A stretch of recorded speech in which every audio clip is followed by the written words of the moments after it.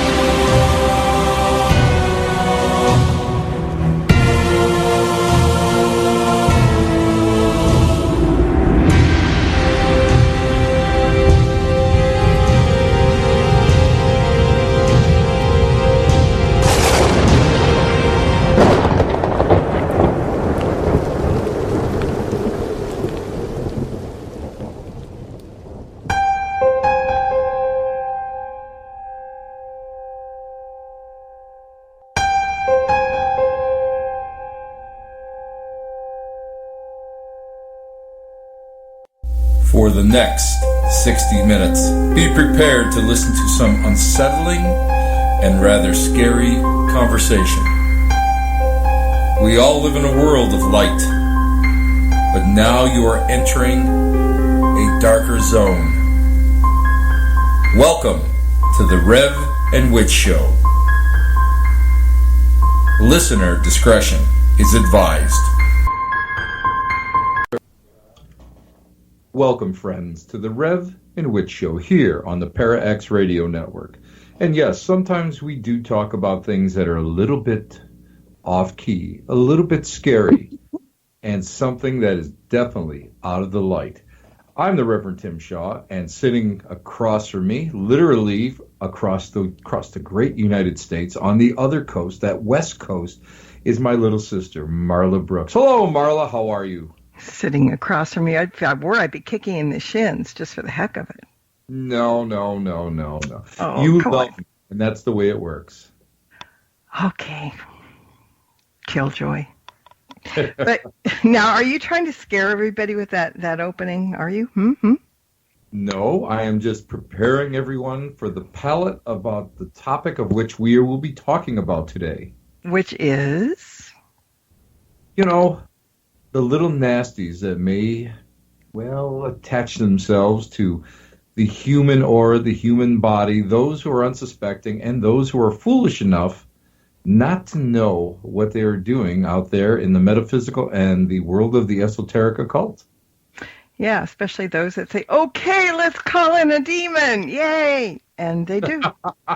Seriously. There are people actually out there that do it. It's kind of thrill-seeking, I bet. Oh, I know for a fact. As a matter of fact, I've handled a couple cases, and in recent months, I have just passed on them and given them to somebody else.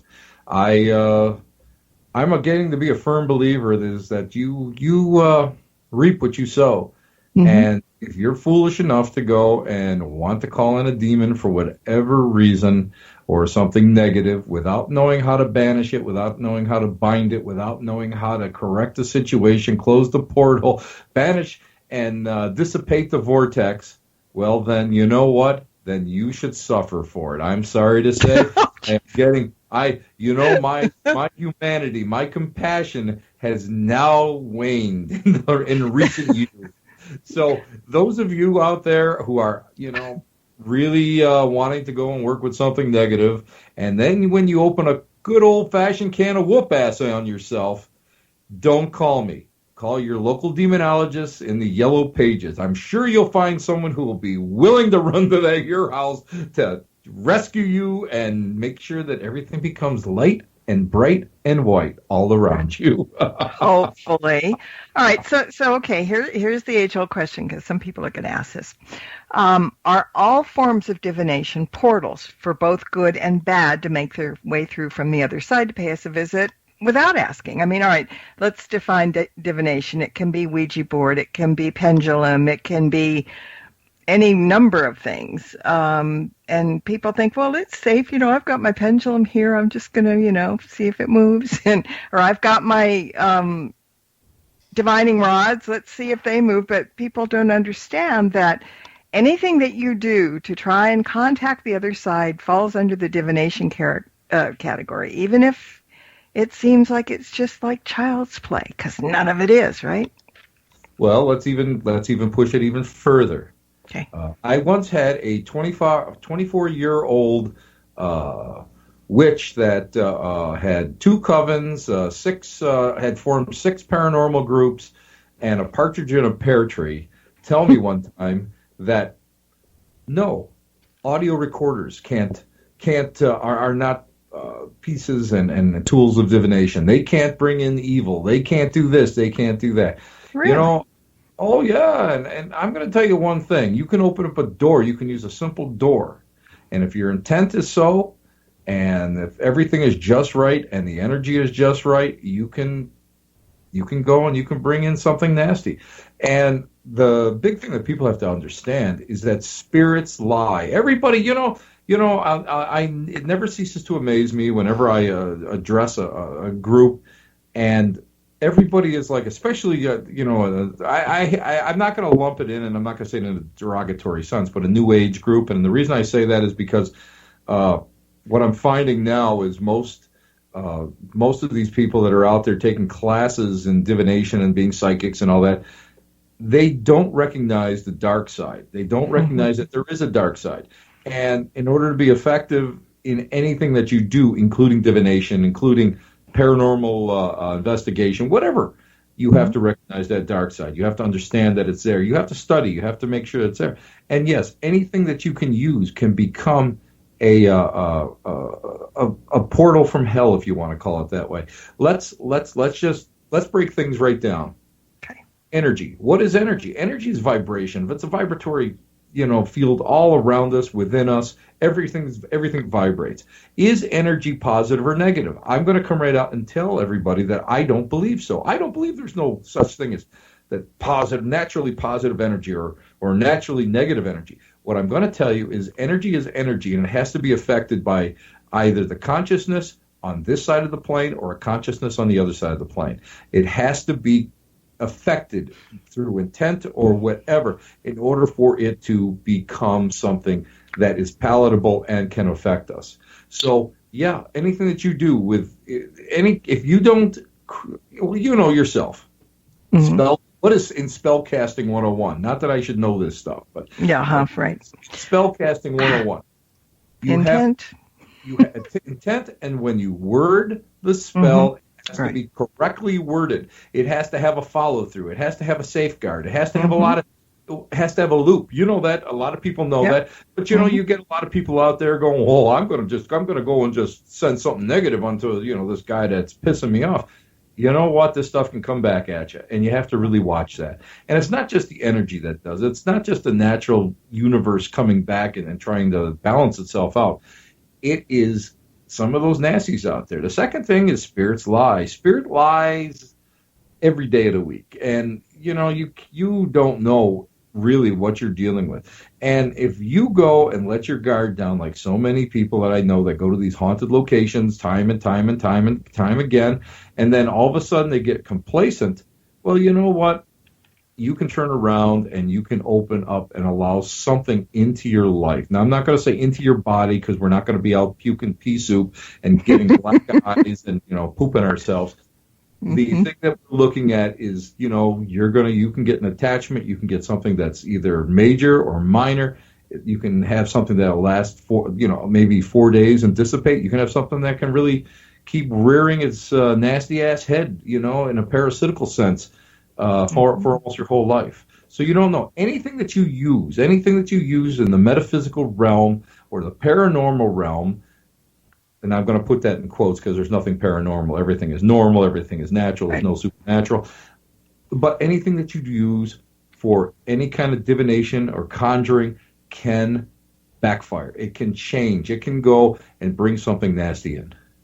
So do you think it's fairly common for negative entities to kind of slip through even if they're not summoned? I mean, do they just see the chance and make a run for it, or what? I feel that sometimes they can piggyback.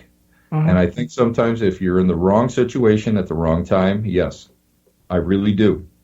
A lot of times I've walked into situations where people have conjured, people have done spell work, and they may have done it for a good reason, but something else may have come through. This is why it's so important that you just don't go and really, and I mean, I'm not going to blast solitary witches because there's so many good, dedicated solitary witches out there. But I'm going to go and I'm going to blast the weekend warriors who really don't dedicate themselves to either a god or a goddess. They don't dedicate themselves to a tradition. They don't dedicate themselves even being eclectic and being multifaceted in the traditions.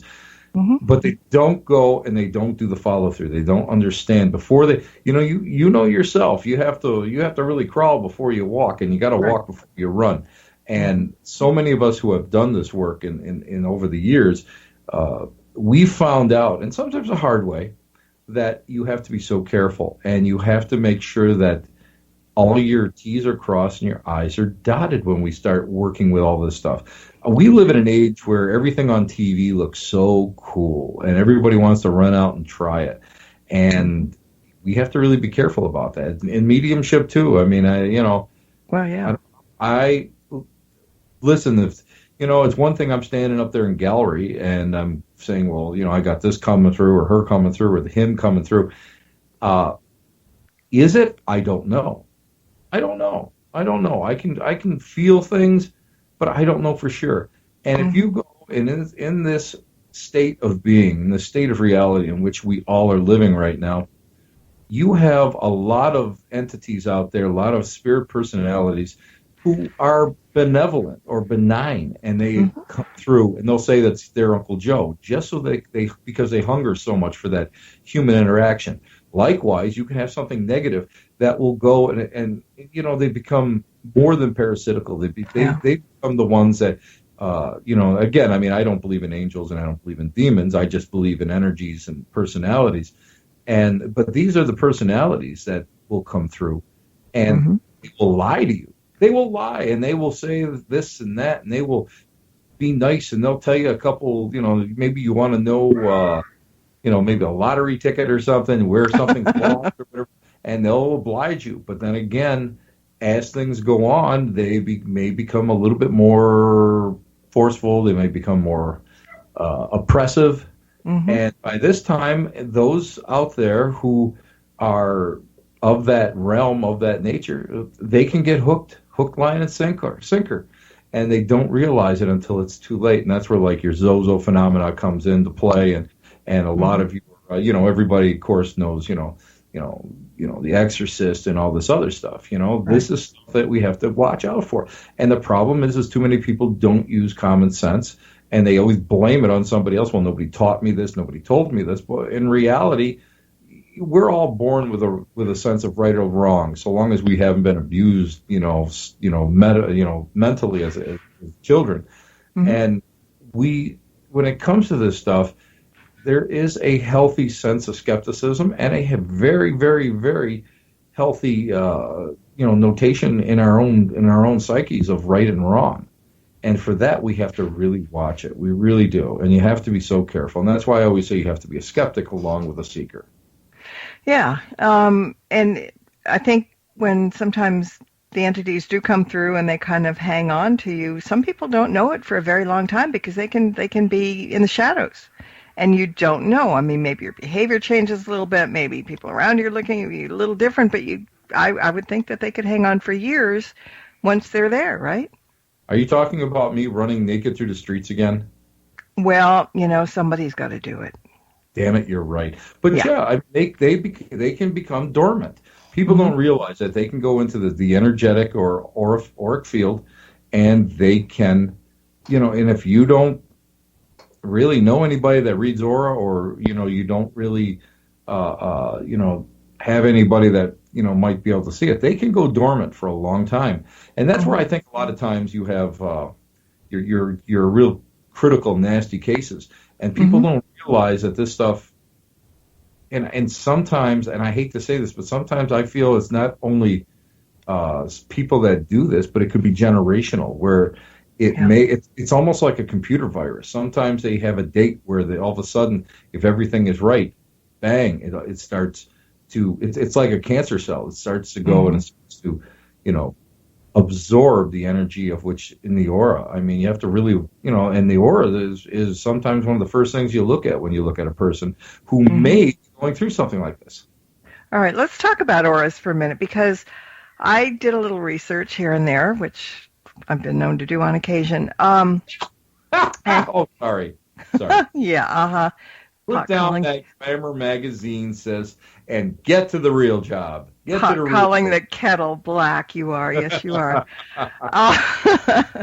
But I was reading that, I just was kind of thinking that, okay, if you work the Ouija board, if you do the divination, whatever, that's how negative entities can come through. But I was reading where negative entities can also get to us in a variety of ways besides divination. And now this is where it starts to get a little bit scary, because, who knew, right?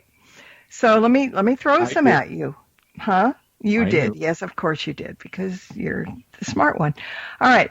So one of the ways that people that they can come through is through holes in the aura. Now, first of all, I just didn't really give holes in the aura much thought, but you develop holes in the aura from surgery, for example. When an incision into your skin is made, the energy field is opened up and entities can get in. And what they were saying was if you're in surgery, like in a hospital. If you're anesthetized, it can happen. If that's you go true. under, I don't believe in a twilight, which is a light anesthesia, but if you go into general, where they go and they soft tube you, I firmly believe that can happen. I believe that in that case, yes. I mean, something could enter within your auric field, and you might have it in there for a while, and you might not know it.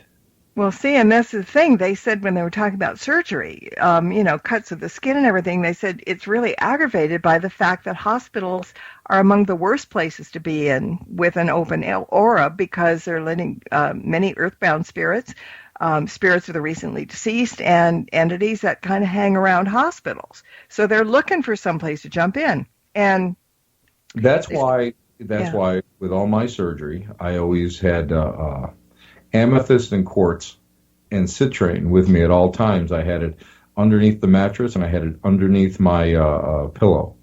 And I always had that, and I kept it there as protection. So that when I had to do that, I had those sometimes prolonged hospital stays, that I not pick up anything, and amethyst is great for you to go and help you heal, but it also protects you. I'm a firm believer in that, in quartz and citrine. I use them all the time.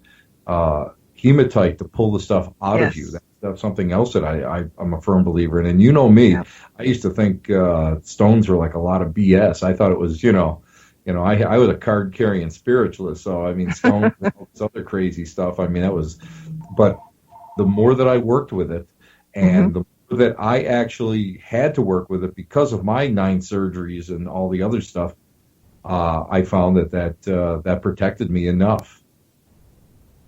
Yeah, and in a hospital setting, here's the other scary part that they were talking about. You mean the gowns, walking around with your rear end sticking out? That is beyond words in some cases. Yeah, we don't go there. But that's just because I do a lot of squats. Yeah. Okay. But they're talking about unconsciousness makes you prone to possession by entities. Okay. That's different from sleep. Right, I know. But they said both these factors usually come together during surgery in a hospital. And here's the tagline for this. They said, if you've ever had surgery, you probably have entities. Now, how do you feel about that? I don't know about that. I mean, I was brought up as an aura reader. I mean, that was something that naturally developed in me right from a little kid. And, I lost the ability to objectively see it, which is through my eyes. I mean, I feel it more in the vibrational sense.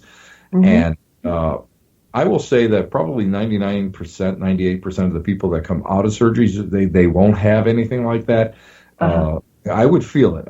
You would just get that sense. The exorcists call it that gift of discernment, which is the twitching in the solar plexus. And but every so often you'll get something like that. I remember when I worked in the hospital, every so often somebody would go by in a wheelchair and I would get that little twitch.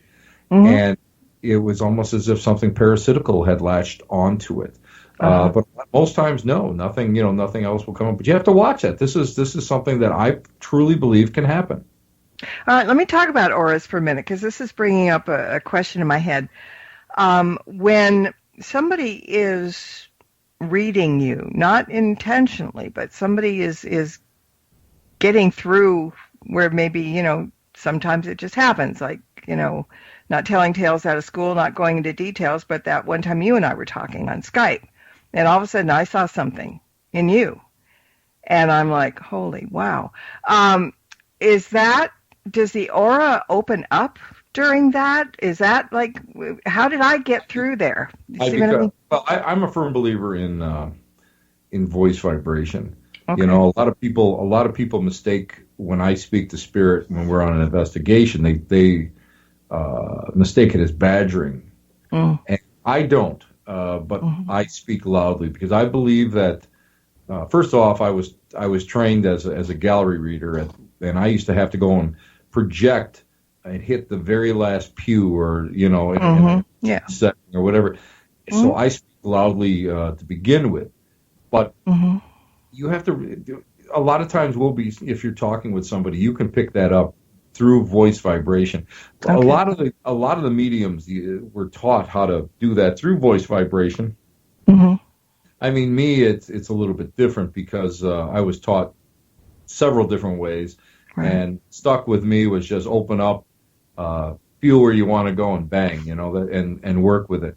But a lot of mediums work with voice vibration. So, in all honesty, that really could happen. Yeah, I just didn't know. I mean, at the time, if you recall, I was like, oh my God, how did I do that kind of thing? Because I wasn't trying to or anything. Because Marla, you're special. Yeah. You're my little sister. Yeah, huh? Okay. Yeah, that didn't help that day. But yeah, I didn't know if, now that we're talking about auras, I didn't know, well, maybe I just like put a little hole in your aura and kind of snuck in myself. I don't know, so that's what I was asking. No, it's the same thing, the same way if you do radio readings or telephone readings, or even if you're doing email readings. It's the essence. You're picking up on that essence, and you don't realize it. But I mean, the auric field is probably one of the easiest things to read when you're working in that manner. And it's like bang, bang. You get the essence of the color. You get the essence of the whole body. You can go and you can do the body scan, the bioscan. You can work with it like that through vibrational, voice vibrations. Yeah. Okay. So, all right, now we're going to get to a little more Rev and Witch and a little edgy, because this was the next on that list that I found, and I don't know if you've heard about it or know about it, but close contact will... Oh, you mean sex? Well, yeah, that's what fornication? It says. Doing the nasty, the horizontal bop? Yeah. Is that what we're talking about? Yep. Because, all right, here, and now I'll sound professional, but I don't know how to pronounce this right. It says when your Muladhara chakra is linked to the one of the person that you're with, as happens when you're, doing that, entities have a free way into your body. So your two chakras are linked together, and that's an opening. Yes, that is almost something that you have to really watch out for in like tantric sex. That's something that, because what you're doing is you're going beyond the physical, you're going into the metaphysical while you're having sex. You're actually pushing those chakras into the other person to merge, where you not only become one as two people having sex, but also on a spiritual level, on an auric level. Yeah, and that's definitely something that could happen, because you're allowing your aura, you're allowing your chakra and your energy to actually bind and combine with somebody else. Mm-hmm. And then it says, like, if you're sleeping with someone who is an alcoholic or a drug addict or a negative person who is full of entities, or, psychic vampire, whatever, you can be sure that you're going to pick up entities in that respect. And they said, even if your partner appears to be nice, but in their mind, maybe they're only thinking about themselves, basically using you for their gratification, whatever, they can still transfer entities to you. So, absolutely. All right. So the only way around this, it's good to know. I'll tell you how to get around it. You wear long johns with a flap in the back, and you throw crystals into into the seams, and you're all set to go. Is that what is that? No, I don't think that'll work. No, that wasn't quite what the article suggested. It was through sacred sex, which is when the man sees the goddess in the woman and she sees the god in the man. So it's kind of like the Vulcan mind meld in a sense, but But now let's think of it again. Let's break it right down to basics one more time, because we're talking about energy. Is energy positive or negative? I believe it has to be influenced. So now we have someone who has got positive energy, who may not go and have that really heavy control on their own aura or their own energy. And you get someone who has more of a dominant, who has more of this negative energy with them. What happens? I mean, you open yourself up, this whole thing, and next thing you know, something may enter in. I mean, that's to me, again, that's something that's very, very positive, and that's why people have to really watch them. So it's the same thing having drunk sex, Well, really being drunk opens you up, too. You wouldn't know anything about that. I wouldn't. No, I'm a lightweight. But we'll talk about the hot tub incident of never mind. Anyway, we'll drunk sex is probably the worst, because especially if you pick up, if it's someone that you've never known before, you don't know them. Yeah. And anonymous sex is the same thing. You don't know what you're dealing with. Yeah. All the STDs and all that other stuff aside, I mean, on an auric level, you can open yourself up to something that you don't want that may be with you. And people who are perfectly fine normally may start getting symptoms of depression after this. And yes, it could be psychological, but also it could be something more. It could be something that they picked up from this person. And I'm not saying for them to go in to have a full-blown exorcism, but they need to be cleansed. They need to cleanse themselves. They have to understand that, this is something that may happen. And people have to be prepared for it. And a lot of people, because of their religious upbringing or non-religious upbringing, they're not prepared for something like this to happen. Mm-hmm. Exactly. All right. So another way that people can be infected, for lack of a better word, and you know nothing about this, of course, Tim, is sorcery. Yeah. You know, when entities are... I don't know. And speaking about sorcery, Ray Buckland's museum just opened up this weekend in Cleveland, so Yes, that's did. something we're going to have to do a field trip to. But Yeah, no anyway, kidding. I just did a little segue there. You know. Yes, you did, just to kind of get your breath for a minute. Yeah, because like I said, not that you would know anything about it. Oh my God! But when entities are sent by a sorcerer, they're much more persistent than what an ordinary entities. Jesus. Because they're strong. It's yeah. Because they're stronger. The sender, depending upon the psychical strength of the sender, the laser point focused intent of the sender, that will make a decision. That'll make all of the difference in the world.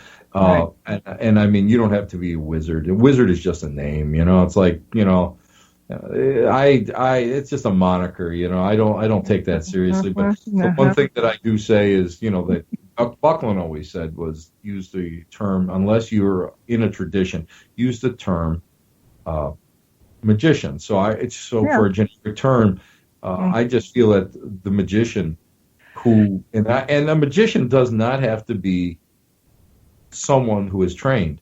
You know, a magician could be your everyday schmuck and just go and send that into that direction. You know, a unbelievably negative intent, and it can be so. Yeah. So, you know, basically what we're saying is there's a whole lot of ways, everyday things that we do can open us up and kind of, you know, get us in trouble in that respect. And ego. Wait a minute. Let me go with ego. Okay. Let's go with ego. Someone who thinks that they're greater than thou, if someone who thinks that they are, you know, the best thing since sliced bread, someone who builds, when they talk about themselves, they say, I am the, you know, great and powerful Oz type person. Yeah. You know, that ego will derail you. Now, I always say ego is something that you need in order to be effective when it comes to working in this realm, whether it be, you know, being mediumship, being a psychic, or, you know, being a magician.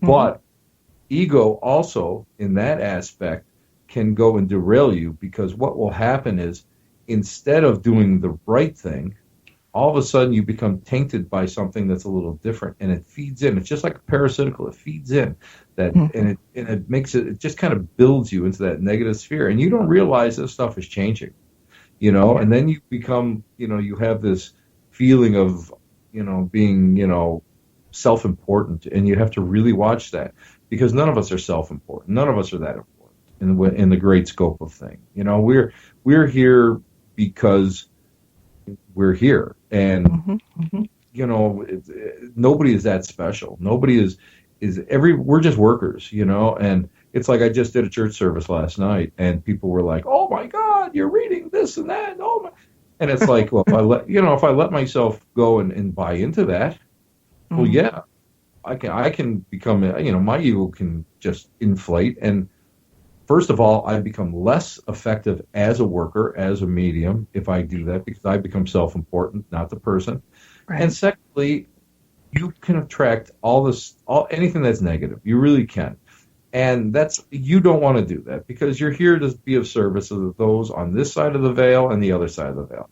So you can't do that by being of service only to yourself, and that's feeding your ego. So that's something we have to really watch out for.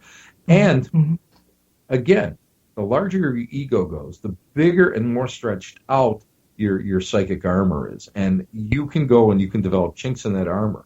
And people think that, you know, oh no, it can't happen to me. It can't happen to me. I'm protected. I did my 4-step naked dance around the fire with the dead chicken thing. You know, I'm protected. Well, you know, I got news for you. You can go and you can say all the prayers to Saint Michael you want. You can go and you know, worship the chicken foot, the whole thing.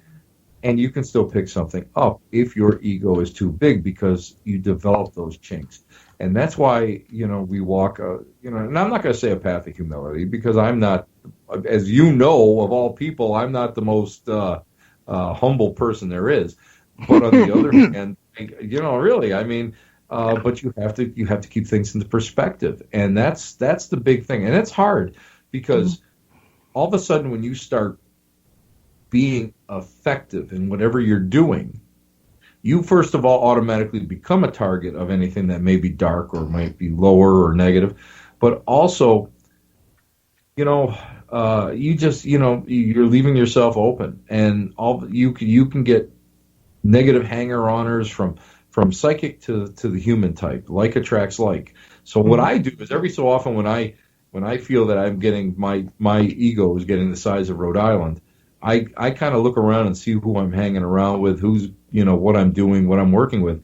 And that's usually a very good indicator of, I got to equalize my ass. I got to balance myself out. I got to take that step back because I don't want this negativity in my life. I want to just have a nice, easy, fun, enjoyable life if I can.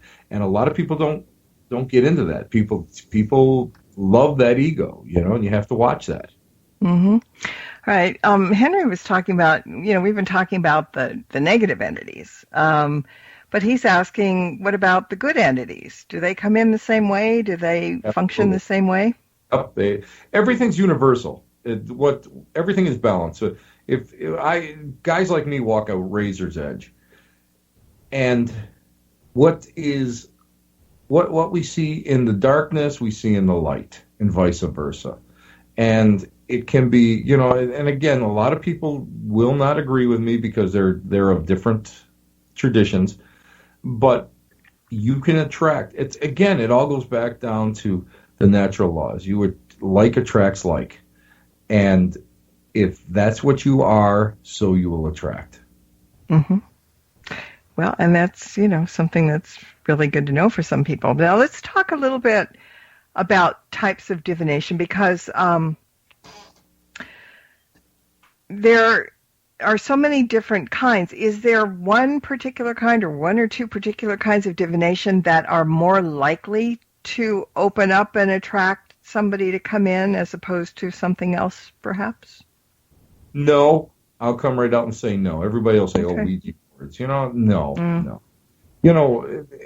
I'll be honest with you. I worked at Ouija boards for how many years? Every so often I get a fuck you an FU, and we'll have to edit that one out. But I'll get an FU. I'll get a swear word or something, real nasty. Mm-hmm. But for the most part, I've never had a problem with it. When you're done with it and you close it properly, it's done. Mm-hmm. It's done. We go and we.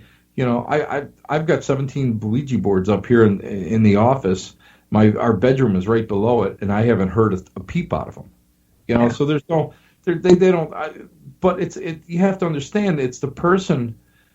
A Ouija board or a tool of divination is nothing more than an antenna. Mm-hmm. It is what brings this to you.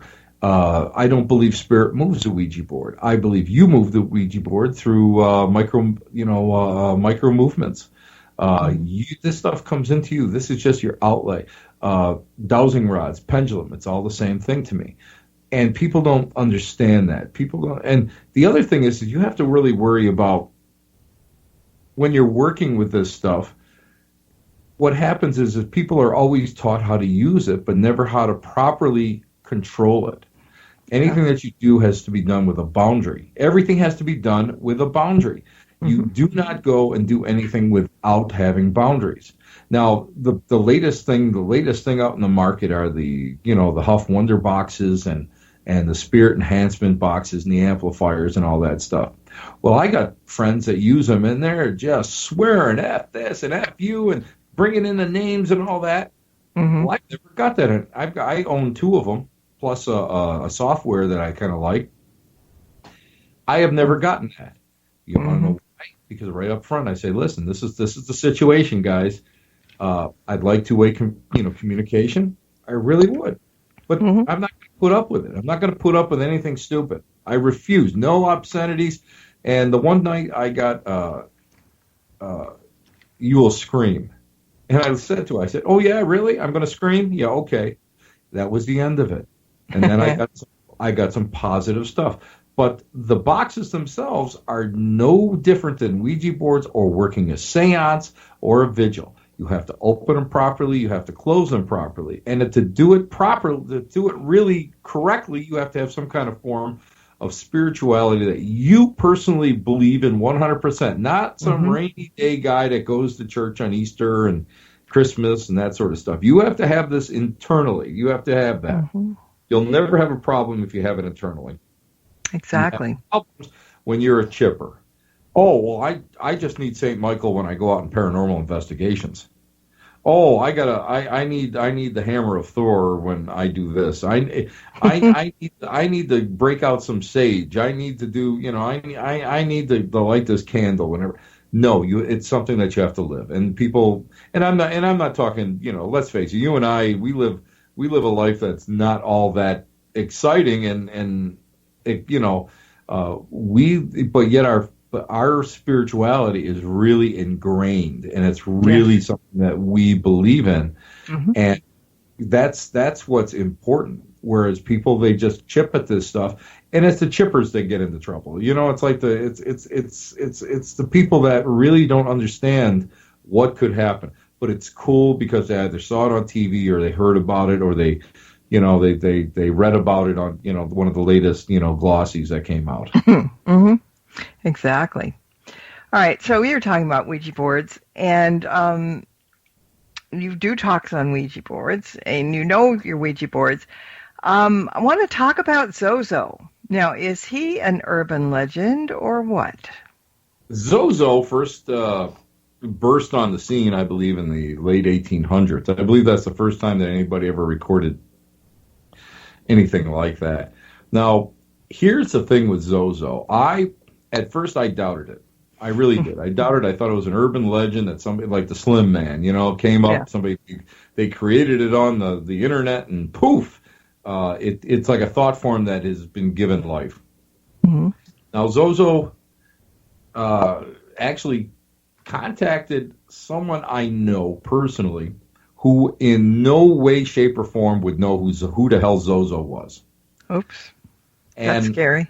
This is something that is really intriguing to me because Zozo is not just something. Now, Ouija boards are an American phenomenon. Ouija boards were developed here, and the plancher was developed in England. I'm not sure if it was done in England or wherever, but I mean, the Ouija board is 100% U.S. Born and bred.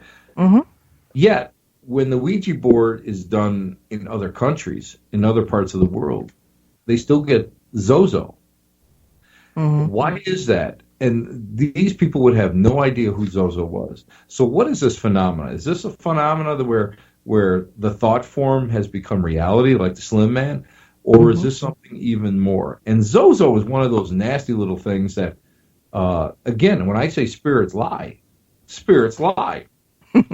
Now, Zozo will turn around and represent itself as Zozo, Zaza, Zama, Mama, and a couple other different words, a couple of different names.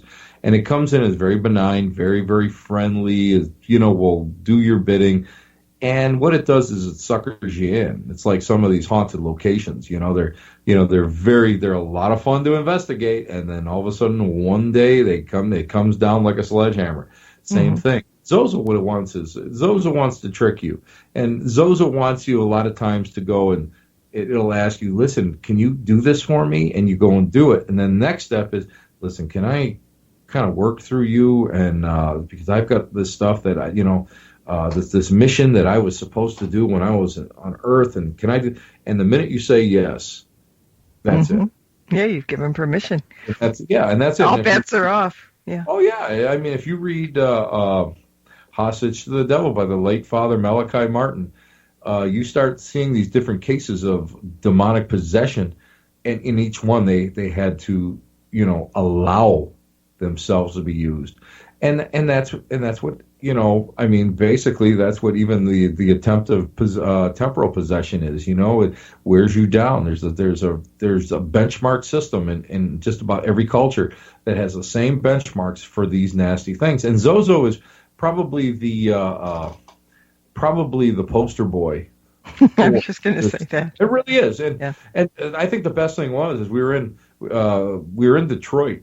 We were all waiting for a transport up to an event, and I looked up, and I remember Zaffis and a couple other people were standing there, and I looked up, and there's a store there, and it's called Zozo. I said, isn't this a sign? Yeah, really. So, but I mean, it's just something that Zozo is just something that we don't know. I have no answer for it, because could it be a negative entity? I don't know.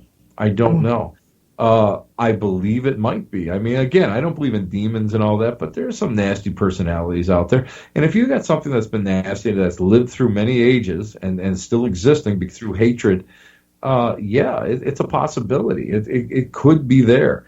So, when I always caution people whenever you're doing anything, even like if you're using a pendulum alphabet wheel, watch what comes through. Watch what comes through, and ask it 3 different times. You ask the same question 3 different ways, so that because the one thing that I have found that these negative entities can't come through perfect, so they won't give you the correct answer 3 times. They won't, if you see them in a vision, look at their hands, look at their eyes, there's something wrong. They might have 4 fingers, or they might have black eyes, or they might have ears.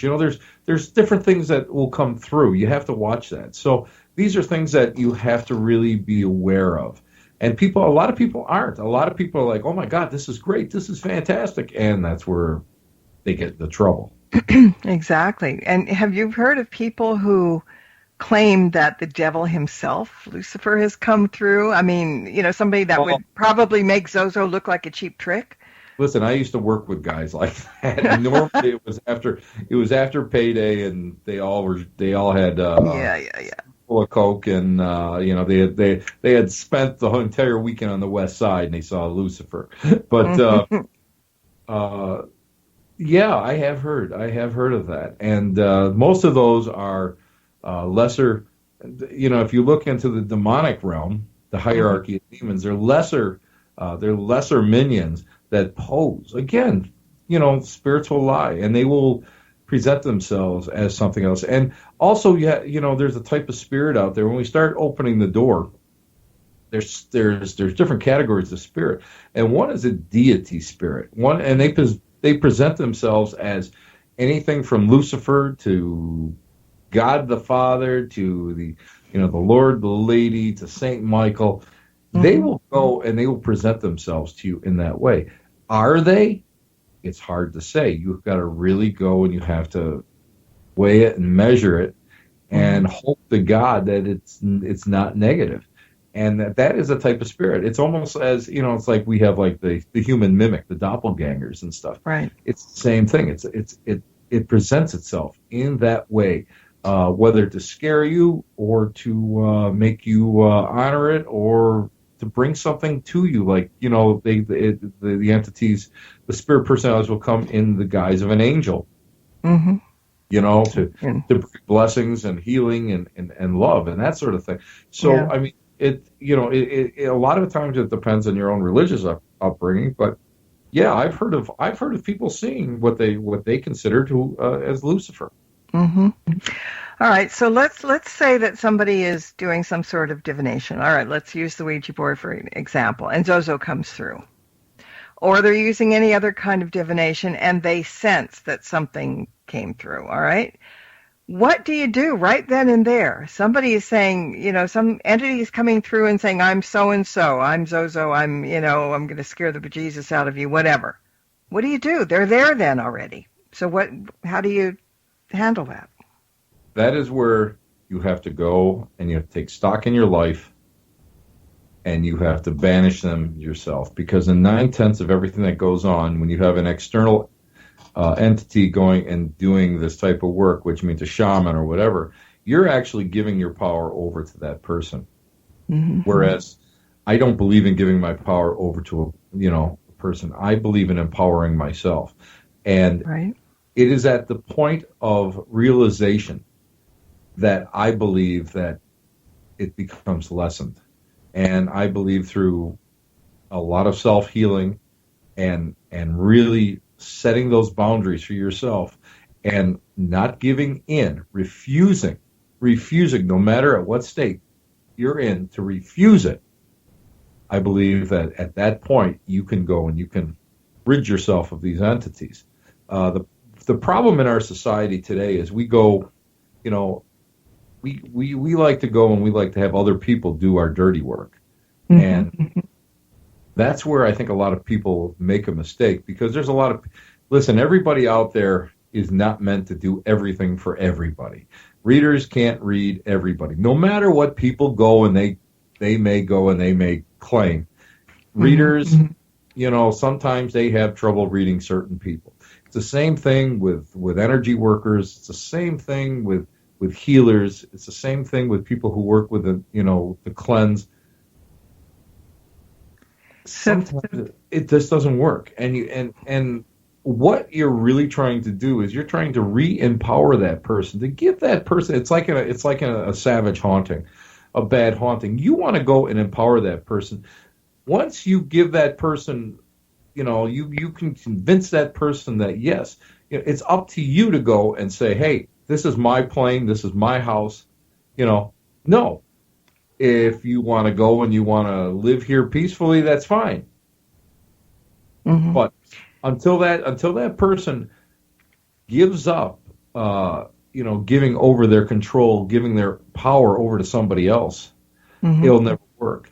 It'll never work. And most people that I know that do this work, they are like amateur psychologists. They're actually going and trying to, rebuild this person's self-esteem and their confidence. I know myself.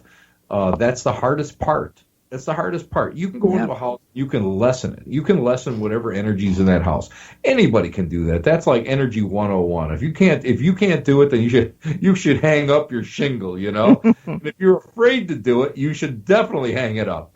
But you go in there and you can lessen it. Mm-hmm. You can do it. But the problem is the people still fear. And so you have to lessen that fear, and you have to re-empower them and let them know that their lives are back in their own hands, not in an entity's hands, not into a religious person's hands, in their own hands. And that's what the important thing is. And people miss that whole part. Mm-hmm. They do. So, all right. So let's, we've got to kind of wind up here a little bit, but what if you're being targeted by negative entities, and through some of those methods, but, and I run. Oh yeah, I know you do. I've tried to trip you once or twice and make you stop. But how do people recognize someone who has a tag along and doesn't realize they're there? How do you see it? How do you realize it? How do you protect yourself? Attachments usually come in long-range flu-like symptoms. That's one of the things that happen. Mm-hmm. Attachment will come in where you have anywhere between slight personality changes to really, big time. With me, I'm so cantankerous, people can't tell. But the idea is they're there. You'll feel a difference around them, almost like sometimes the barometric pressure starts to fluctuate when they walk into a room, when they're doing different things. You have to really watch that. They daydream.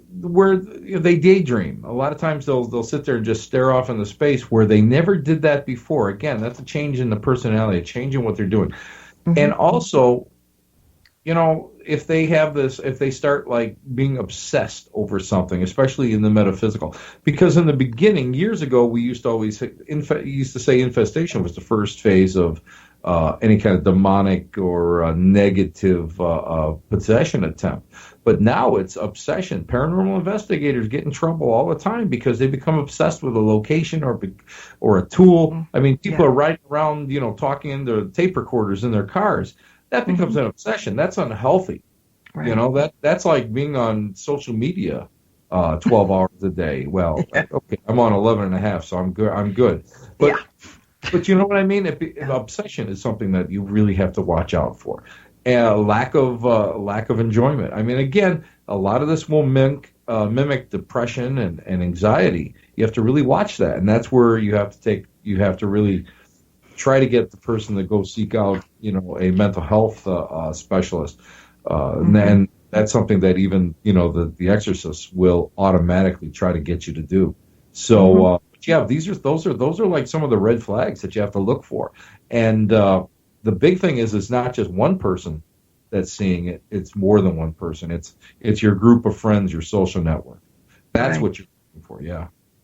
So, should all of this that we've been talking about be a reason not to perform any kind of divination for those who both have some sort of a clue and some who don't have a clue of what they're doing? Is like, stay away? I'm going to tell you right now, if you're afraid of getting of the dark, don't do it. If you're afraid of something happening deep down inside, you're afraid that it's going to happen, it's going to happen eventually. You don't do this unless you work with a mentor. You got to work with a mentor with something like that, or talk to somebody and let them talk you through a lot of it. I'm a firm believer. I'm not like one of these people that really likes when they come up to me and say, well, I'm a natural medium. I'm a natural this. Well, we're all natural mediums. Big deal. How are you trained? Do you know how to get yourself out of a bad situation? Do you know how to help somebody else get themselves out of a bad situation? Right. And a lot of that has to come through mentoring and training under somebody. And that's really kind of important. Yeah. Well, you just don't decide you want to call Zozo and think nothing's going to happen or hope it does, and let's see what happens later. Or hang out in the dorm room and go, yeah, oh man, we just did like a kegger. Let's do some more. I know what we're going to do. Let's whip out the Ouija board. Yeah. There you go. Yeah. Man, just get prepared, because something might just decide, hey, dude, you're fun to hang out with. And they're on the other side going, look it, they opened the door. Let's go. And in they go. Yeah. Yeah. All right. Jump in, kiss ourselves. This is going to be fun.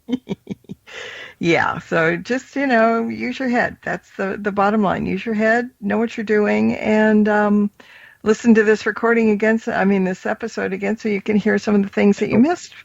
And no fear.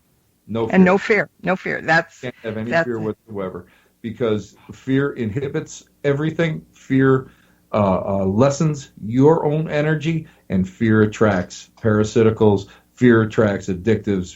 Fear will attract something negative. So no fear. Absolutely no fear. And if you can't say, and I'm not saying, not be apprehensive. Apprehensive is part of your fight or flight mechanism. But you can't fear what's out there. You cannot fear, because if you do, then you're not doing it right. There you have go. To walk the darkness in order to understand the light. All right, we've got to get out of here. Something popped into my head, because you and I try to decide what we want to do for Rev and Witch shows here and there. So let's put it out there. Anybody have an idea that you want us to talk about on Rev and Witch or something like that? Let us know. Get a hold. Tim's on Facebook. I'm on Facebook. You can find us anywhere. So just throwing that out. You and Tim, I think we are in deep trouble now that we offered, but we'll do it anyway. It's a good thing. Let people decide, because you know what I mean. You and I have our definite interests, but let other people know, because there's every so often. I mean, we don't we may not consider something like really that important to us because we're doing something else, but to put the listeners, it has to be, and we'll do that. That'll be great. I think it'll be cool, because we can just be all part of the big collective. We can hold hands, we can sing Kumbaya, and most importantly, we can go out for beer and pizza. There you go. All right, we got to get out of here like now, so why don't you just kind of like say goodbye for all of us, for both of us. Bye. No, not quite. Come on, do it right. Well, this is Tim Shaw, and it was a pleasure to be back on Para X Radio, as always, and with my little sister Marla Brooks, who is just looking so fantastic in her white go-go boots. Yeah, there you go. All right, I'll see you next week on Stirring the Cauldron, and you'll see us back for another Rev and Witch soon. Yeah. Meanwhile, good night, blessed be, good night. And merry meet again.